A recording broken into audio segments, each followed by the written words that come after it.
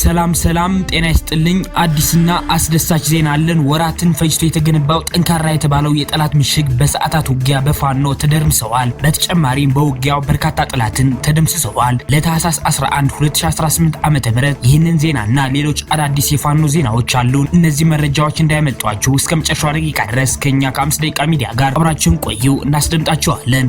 ቪዲዮውንም ለብዙ ሰው እንዲዳረስልን ላይክ በማድረግ እንድታግዙን እንጠይቃለን። እናመሰግናለን።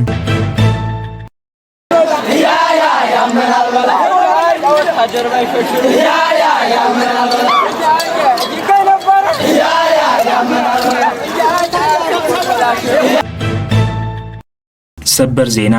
ጤና ይስጥልን ውድ የ5 ደቂቃ ሚዲያ ተከታታዮች፣ የዕለቱ አዳዲስ የፋኖ ትግሎችና አንኳር ነጥቦች በዚች በ5 ደቂቃ ጊዜ ውስጥ አጠር አድርገን ልናቀርብላችሁ መጥተናል።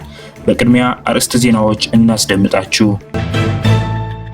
ከጎንደር አዲስ ዘመን መንገድ ለመንገደኞች ክፍት ተደርገዋል። ተጨማሪ ያለን ታደምጡታላችሁ። ሰሞኑን አፋብኃ ደጃዝማች በላይ ዘለቀ ዕዝ የከፈተው ዘመቻ ተገቢ ነው ሲል አርበኛ ታደሰ መርዕድ ገልጸዋል። ተጨማሪ የስልክ ጥሪ ያለ እናስደምጣችኋለን። ፋኖ ሲቪሊየንና አረርቲ ላይ አስደናቂ ድሎች አስመዝግበዋል። ተጨማሪ ያለን ታደምጡታላችሁ። ወራትን ፈጅቶ የተገነባው ጠንካራ የተባለው የጠላት ምሽግ በሰዓታት ውጊያ በፋኖ ተደርምሰዋል። ይህንን አስደናቂ መረጃ በሶስተኛው ዜናችን ነው የምናስደምጣችሁ። አብራችሁን ቆዩ። የአማራ ህዝባዊ ትግሉን የምትደግፉ ውድ አድማጭ ተመልካቾቻችን ቪዲዮውን ላይክ፣ ቻናሉን ሰብስክራይብ እንዲሁም በኮሜንት ድል ለአማራ ጀግኖች እያላችሁ ለህዝብ ብለው ጫካ ለገቡ አርበኞች እንድታበረታቱ ዘንድ በአክብሮት እንጠይቃለን። እናመሰግናለን። በቀጥታ ወደ መረጃዎች አለፍኩኝ። እስከ መጨረሻው ድረስ ከኛ ጋር ቆዩ። ከታህሳስ 11 2018 ዓ.ም ጀምሮ ከጎንደር አዲስ ዘመን መንገድ ለመንገደኞች ክፍት ተደርገዋል። ከማጥራትና ማብቃት ተልእኮ ጋር በተያያዘ የአማራ ፋኖ ብሔራዊ ኃይል በላይ ዘለቀ ዕዝ ዳግማዊ ቴዎድሮስ 5ኛ ኮር ከታህሳስ 1 2018 ዓ.ም ጀምሮ እስከ ታህሳስ 10 2018 ዓ.ም ከጎንደር ከተማ አዲስ ዘመን መንገድ ዝግ እንዲሆን ተደርጎ የማጥራትና ማብቃት ስራ እየተከወነ ቆይተዋል። በተለያዩ እኩይ ፍላጎቶች በመስመሩ እየተገኙ መንገደኞችን ያንገላቱ የነበሩ ቅጥረኛ ወረበሎች ላይ በተወሰደ እርምጃ አንጻራዊ ለውጥ የታየ ቢሆንም ቀሪ ስራዎችን እየሰራን እንገኛለን ብለዋል። መንገዱ ከታህሳስ 11 2018 ዓ.ም ጀምሮ ለመንገደኞች ክፍት እንዲሆን እና በኮሩ የበላይ አመራር ስምሪት ከተሰጠው አካል ውጪ ማንኛውም የታጠቀ አካል በመስመሩ 5 ኪሎ ሜትር ርቀት እንዳይገኝ ትዕዛዙን ተላልፎ በተገኘ ማንኛውም የታጠቀ አካል ላይ የማያዳግም እርምጃ እንደሚወስድ በመግለጽ ክፍት እንዲሆን ተደርገዋል። አሁን ሁለተኛው ዜናችን እናስደምጣችኋለን። ከዚህ በመቀጠል በሶስተኛው ዜናችን ስለተደረመሰው ጠንካራ የተባለ የጠላት ምሽግ እናስደምጣችኋለን። አብራችሁን ቆዩ። በነበልባል ክፍለ ጦር የፋኖ አባላቶች ምሽግ ላይ ከበባ ለማድረግ አቅዶና አስቦ ወደ ፋኖ ምሽግ ያቀናው ግትልትል ሰራዊት ቀድሞ መረጃ የደረሳቸው የፋኖ አባላቶች ልዩ ቦታው ሲቪሊየን ተብሎ ከሚጠራ ቦታ ቀድሞ ምሽግ በመያዝ ከንጋቱ 11 ሰዓት ላይ የመጣውን የብልጽግና ሰራዊት የመቶ አለቃ አበባው ብርጌድ አናብስቶች በደፈጣ ያረገፉት ሲሆን ጠላትም ወደፊት መንቀሳቀስና ለማጥቃት ሲቸገር ወደ ኋላ በማፈግፈግ ሙትና ቁስለኛውን በ3 አምቡላንስ ሲያመላልስ ውለዋል። በድጋሜ ያለ የሌላ ኃይሉን ከኬላ ከተቋም ጥበቃ እንዲሁም የኋላ ደጀን ያለው ጦር በማሰባሰብ በር ተብሎ በሚጠራው አካባቢ በመንቀሳቀስ ላይ ያለ በጀነራል ተፈረማሞ ብርጌድ የፋኖ አባላቶች ባደረሱበት መብረቃዊ ጥቃት መቋቋም ያቃተውና ከፍተኛ የሰው ኃይል ናጥቶ በነበረበት እንዲቆምና ሙትና ቁስለኛውን በተደጋጋሚ ሲያመላልስ እንደነበር ለማየት ችለናል። ይህንንም አስደሳች ዜና የሰማው ሌላኛው የነበልባል ክፍለ ጦር ቃኞችና ራስ በኃይሉ ብርጌድ በመናበብ በተመሳሳይ ሰዓት በአረርቲ ወሌሱ ኬላ ላይ የነበልባል ክፍለ ጦር ቃኞች የምድር ድሮኖቹ ነብሮ ሻለቃ ሲገቡ በሌላኛው ባልጪ ኬላ ላይ ራስ በኃይሉ ብርጌድ ሸማቂ ፋኖች በወሰዱት ጥቃት ከፍተኛ ኪሳራና ጉዳት ያጋጠመው ሰራዊት አካባቢውን በድንጋጤ ሸሽቶ ቦታውን ለቆ ሙትና ቁስለኛውን ጥሎ ፈርጥጠዋል። ወደ ሶስተኛው ዜናችን ስናሳልፋችሁ ወራትን ፈጅቶ የተገነባው ጠንካራ የተባለው የጠላት ምሽግ በሰዓታት ውጊያ በፋኖ ተደርምሰዋል። ምሽጉ የተሰበረው የፋኖ አባላቱ በቦምቡና በሳንጃ ጨበጣ ባደረጉት ተጋድሎ ሲሆን በዚህም ከ40 በላይ የአገዛዙ ወታደሮች ሞትና ቁስለኛ ተደርገዋል። በአፋብኃ ምኒልክ ዕዝ ልዩ ኢያሱ 24ኛ ክፍለ ጦር የአምባሰል ወረዳ መቀመጫ በሆነችው ውጫሌ ከተማ ዙሪያ በትናንትናው ዕለት ከማለዳው ጀምረው ወደ ጠላት ምሽግ ዘልቀው በመግባት በቦምብና በሳንጃ ጭምር በመጠቀም ያደረጉት ከባድ ተጋድሎ እጅግ ጠንካራ የተባለ የጠላትን ምሽግ በመስበብ ድል መቀዳጀታቸውን ለማረጋገጥ ችለናል። ከከተማዋ በ2 እና 3 ኪሎ ሜትሮች ርቀት ቁንጥሮ ተብሎ በሚጠራው አካባቢ ላይ የሚገኘውና እጅግ ጠንካራ የተባለው የአገዛዙ ወታደራዊ ምሽግ ትናንት ማለዳ ሰዓታትን ባልፈጀ ሁኔታ በፋኖ ቦምብ ደርምስምሱ የወጣ ሲሆን በዚህም ከ40 በላይ የአገዛዙ ወታደሮች ሙትና ቁስለኛ ተደርገዋል። በውጊያው በአገዛዙ ወታደሮች ላይ ከደረሰው ከባድ የሰብአዊ ሞራላዊ ኪሳራ በተጨማሪ በርካታ ቁጥር ክላሽንኮቭ መሳሪያ በፋኖ መማረኩ ነው የታወቀው። በውጊያው የአገዛዙ ኃይሎች ከዙ 23 ጀምሮ ሞርተር እንዲሁም መድፍና ሌሎች ከባድ የጦር መሳሪያዎችን የተጠቀሙ ቢሆንም ነገር ግን የፋኖን ጥቃት ሊከላከላቸው አልቻለም። ከዚህ በመቀጠል የስልክ ጥሪ ያለን እንዳያመልጣችሁ አድምጡት። ሰሞኑን አፋብኃ ደጃዝማች በላይ ዘለቀ ዕዝ የከፈተው ዘመቻ ተገቢ ነው ሲል አርበኛ ታደሰ መርዕድ ገልጸዋል። ተጨማሪ የስልክ ጥሪ ያለ አድምጠነው እንመለስ። እንግዲህ እስካሁን ድረስ ያሳለፍናቸው የትግል ቆይታዎች እውነት ለመናገር በሁለቱ ዕዝ አለመግባባትና መራራቅ ምክንያት ህዝባችን አሁንም ያልተገባ ስቃይ ውስጥ ዳርገነው ቆይተናል። ለዚህ ደግሞ ተጠያቂም ሁለቱ ዕዝ ነው። አሁን ተናበን እነሱ የንቅድ እዛው በዚህ ልክ ሌባን የማጥዛት ዘመቻ ላይ ንቅናቄ ማድረጋቸው ከምንም በላይ ነው ተመችቶኛል። በጣም የምደግፈው ነው።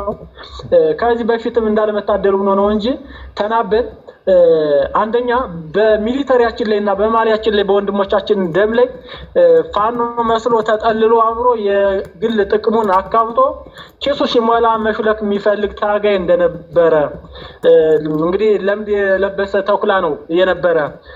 ሲቀጥል ደግሞ ራሱ አገዛዙ በጀት በጅቶ የቡድን መሳሪያ ሰጥቶ ዝረፉ፣ ሸቅሉ፣ በፋኖ ስም ነግዱና ፋኖ ከህዝብ ውጭ እንግዲህ እንዳቀርጾ ሰዶ ሲያሰራ መቆየቱ ይታወቃል። ነገር ግን የሁለቱ ዕዝ ተግባብቶ በቁታ ገጠም ቀጠናዎች ላይ አብጾ ከዚህ ከጸዳፍ ማክሰኝት እስከ ወረታ ባሉ ቀጠናዎች ላይ ያርኖ ጋርኖ ማክሰኝት አካባቢ በጣም ስርዓት አልበኝነት ይስፋፋ ነበርና እነዚህን ተናበን ከበላይ ዕዝ ሲወጣ ወደ ጠቅላይ ዕዙ ይማኛል፣ ከጠቅላይ ዕዙ ሲወጣ ወደ በላይ ዕዝ ይማኛል።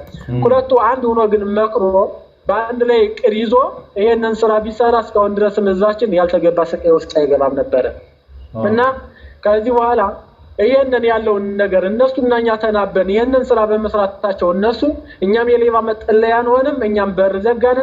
ያው እንደተባለው መሰል እንግዲህ በዚህ እኩይ ተግባር ላይ ተሰማርቶ የቆየው ቡድን በሙሉ በየቀኑ በወረፋ ነው ተሰልፎ እየገባ ያለ። በዚህ ሀገርና ሊቀለበስ አይገባም ሌባ ገባ ተብሎ። ሲቀጥል ደግሞ ለህዝባችንና ለቀጠናው ማህበረሰብ ትልቅ ተስፋና እረፍት ይኖረዋል ብዬ አስባለሁኝና በጣም መበረታታት የሚገባው ጉዳይ ነው። በኩታ ገጠም ያሉ የሁለቱ ክፍለ ጦር አመራሮች በአካባቢያቸው ያለውን የሰላም ሁኔታ በዚህ ልክ መስራት መቻል እንዳለብን እናምናለን። አርበኛ ታደሰ ይቀጥላል። ተሰልፎ እጁን እየሰጠ ያለው ሌባና ዘራፊ ለአማራ ህዝብ እረፍት ሲሰጠው ጠላት ብልጽግና ደግሞ ጥሩ የፕሮፓጋንዳ መሳሪያ ሆኖታል። ነገር ግን ለህዝባችን ማስተላለፍ የምፈልገው ብልጽግናው እጅ ሰጡኝ እያለ ፕሮፓጋንዳ የሚሰራባቸው የትግላችን ትርፍ አንጀቶች ናቸው እየተቆረጡ የወጡልን እንጂ ጤነኛው ኃይል አሁንም በትግል ላይ መሆኑን ወገናችን በሚገባ እንዲያውቅልን እንፈልጋለን ብለዋል። አርበኛው ስለ ፋኖ ቀጣይ የአንድነት ዘመቻ ሲናገርም አብሶ በበዚህ ሰሞኑ ወቅታዊ ሁኔታ እንደዚህ የራሱን የጦር መሳሪያ እየሰበሰበ በፎቶሾፕ እየሰራ የሚያወራው በሬ ወለደው ወሬ ፋኖ እጅ ሰጠ የሚለው ከእውነት የራቀ መሆኑን መታሰብ መቻል አለበት። አብሶ ደግሞ ትግሉን የጠሉና ትግሉ የሳምንት መስሏቸው ይሄንን አጋጣሚ ተጠቅመው ደግሞ እየነጎዱ ያሉ ፋኖ መሰል ቀይ ተኩላዎች ላይ እነሱ ላይ አብዝቶ ጥንቃቄ ተደርጎ ከምንም ውጭ እንደሆኑ ከዚህ በፊት ኑረው ለትግሉ የማይጠቅሙ የትግላችን ትርፍ አንጀት እንደሆኑ ታስቦ መወሰድ መቻል አለበት። ቀኝም ነፈሰ ግራ ትግሉ ሲመሰረት ትንሽ ቁጥር ባላቸው ጽኑ ዓላማ ባላቸው ጠንካራ ሰዎች እንደተመሰረተና ከዚህ ደረጃ ያደረሱትን በትንሽ ቁጥር ባላቸው ሰዎች እንደሆነ መታሰብ መቻል አለበት። ንጉስ በሰራዊቱ ብዛት አይድንም። እግዚአብሔር ተጨምሮበት የዚህ ሁሉ ህዝብ እግፍና እንባ ተጨምሮ ነው ትግላችን ከዳር ሊደርስ የሚችለው። ትግላችን የዳዊትና የጎልያድን ተረቱ ነው መጨረሻ ላይ ይጠናቀቃል ብዬ አስባለሁ። አንድነቱ ተጠናክሮ ከምንም ጊዜ በላይ እየተሰራ ይገኛል። ምርጫችን አንድነትና ማሸነፍ ብቻ ነው። ድል ለታላቁ የአማራ ህዝብ ፋኖ ነው። አመሰግናለሁ። የሚያወራው በሬ ወለደው ወሬ ፋኖ እጅ ሰጠ የሚለው ከእውነት የራቀ መሆኑን መታሰብ መቻል አለበት።